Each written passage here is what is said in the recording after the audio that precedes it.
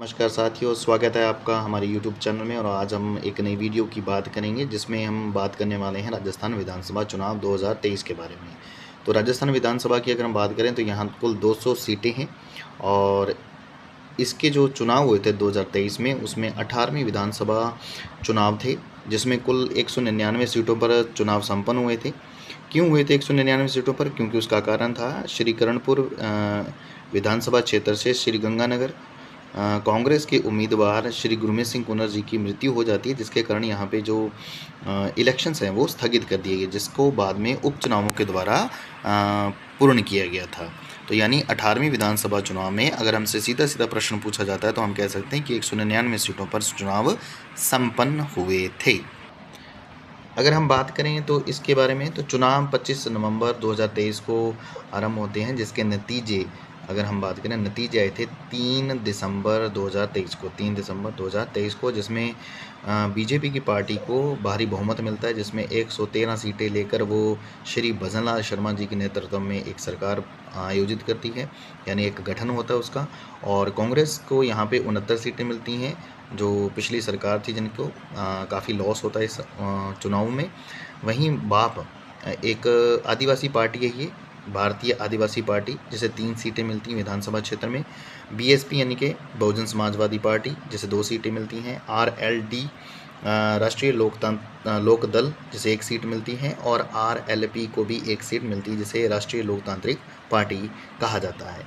अगर आपको इसको शॉर्ट फॉर्म में याद करना चाहें तो बीजेपी भारतीय जनता पार्टी, कांग्रेस भारतीय राष्ट्रीय कांग्रेस, बीएपी भारतीय आदिवासी party, BSP Bahujan Samaj party, और आरएलडी यानी कि राष्ट्रीय लोकदल, और आरएलपी राष्ट्रीय लोकतांत्रिक पार्टी।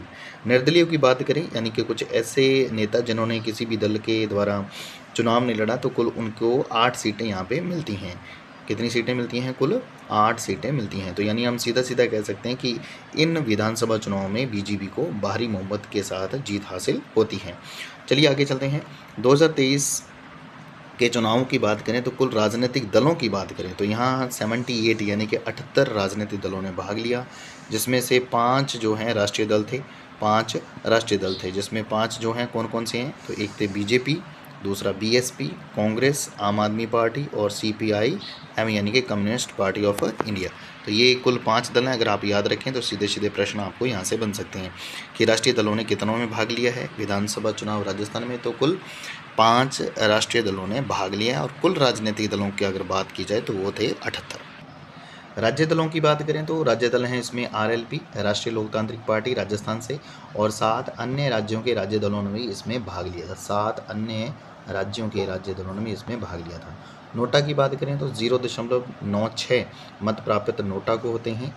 और कुल उम्मीदवार 1411 उम्मीदवार जिन्होंने अपना भाग्य आजमाया, जिसमें से 179 कुल उम्मीदवारों की बात करें तो 1411 उम्मीदवारों ने इसमें भाग लिया, जिसमें से 179 पुरुषों ने और 20 महिलाओं को विजय प्राप्त हुई है।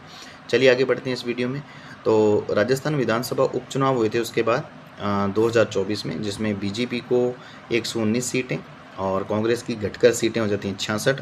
बाप यानी कि जो पार्टी थी भारतीय आदिवासी पार्टी, उसको 4 सीटें मिलती हैं। बहुजन समाजवादी पार्टी की सीटें रह जाती 2 और आरएलडी को 1 सीट प्राप्त होती हैं।